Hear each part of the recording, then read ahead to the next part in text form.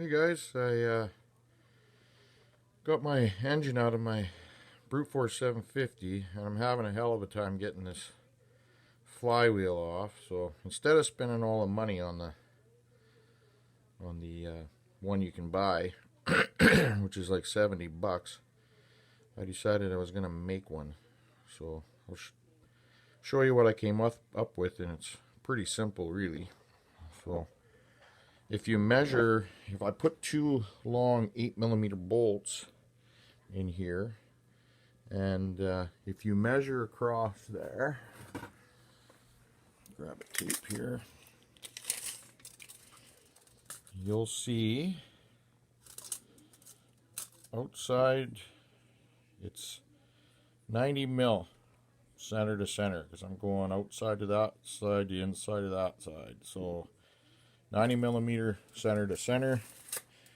I had this old hunk of plate kicking around that I used for something else, and I just had it kicking around here, so I thought, well, I can put this to use. So what I did was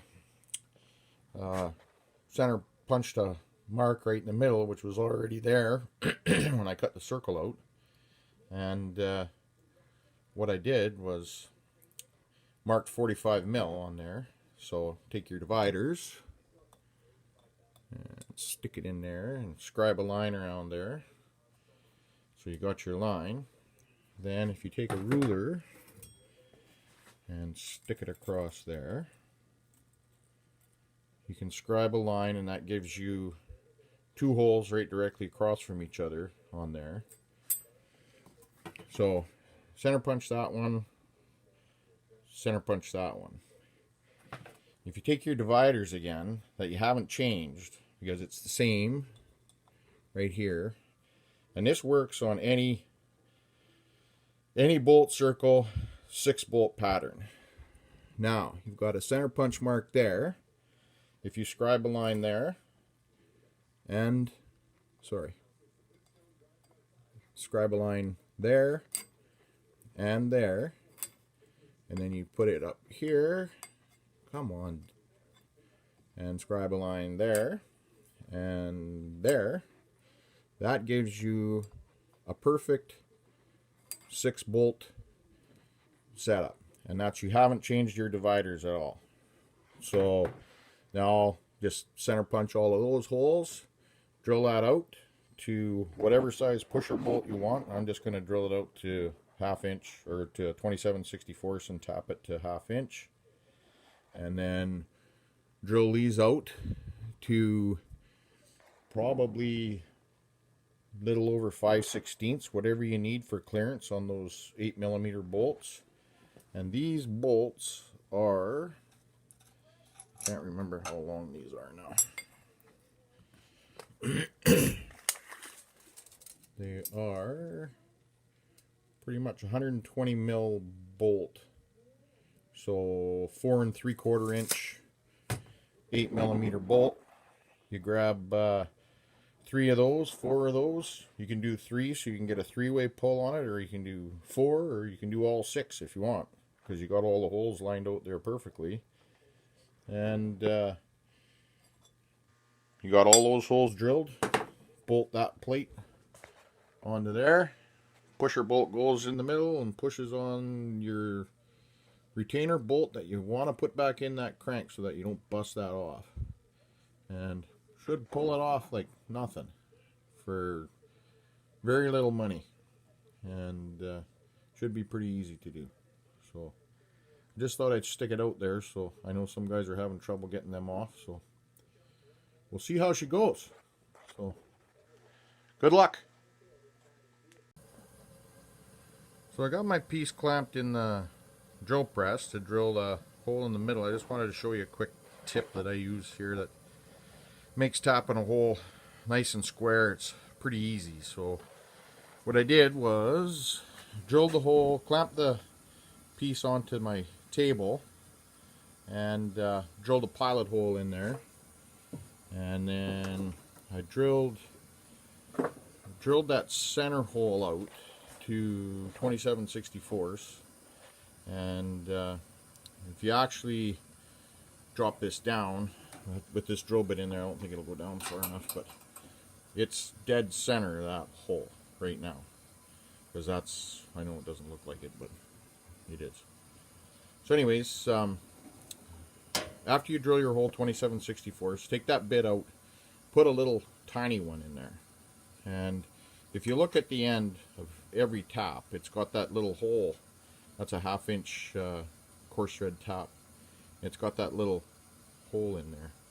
And if you, when you stick your tap in your hole to get it started, if you run the drill press down, come on, there we go. That little drill bit will go. Oh, it's hard to do with only one hand here. There we go. No. There.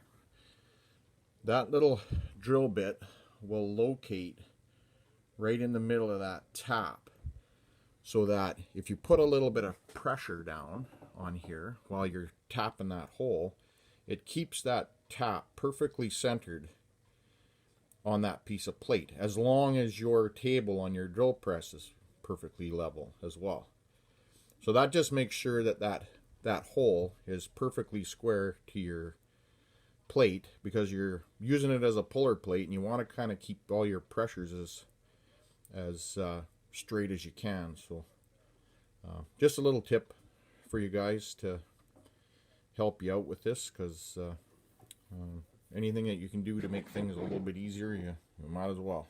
So anyways, I'll get the other holes drilled and give this a go.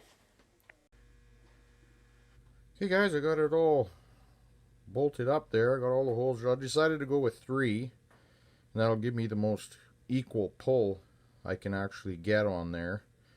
So, and if you can see, it's right square with the flywheel, so I should get a really good pull. It's down just a tiny bit on that center bolt, but I mean, it's pretty damn close, about as close as I can get it. So I'm gonna hit her with an impact gun, and I guess we'll see what happens. So can't do it with only one hand, so because I don't want it to fall on the floor. So I'm gonna stop this for now and give her hell on that impact and see what happens.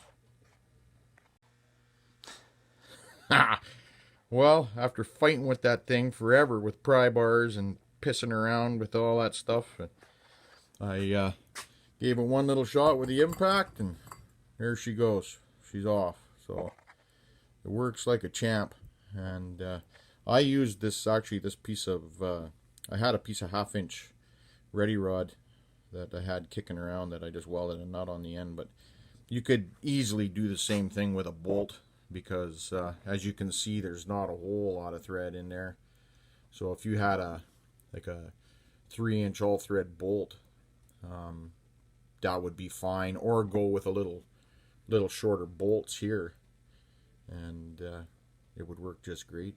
So, but that popped off like nothing, man. After fighting with that thing forever, I can get in there and do my chains and stuff that I need to do, and I'll have her back together in no time. So thanks for watching, guys. I hope it helps. Have a good one.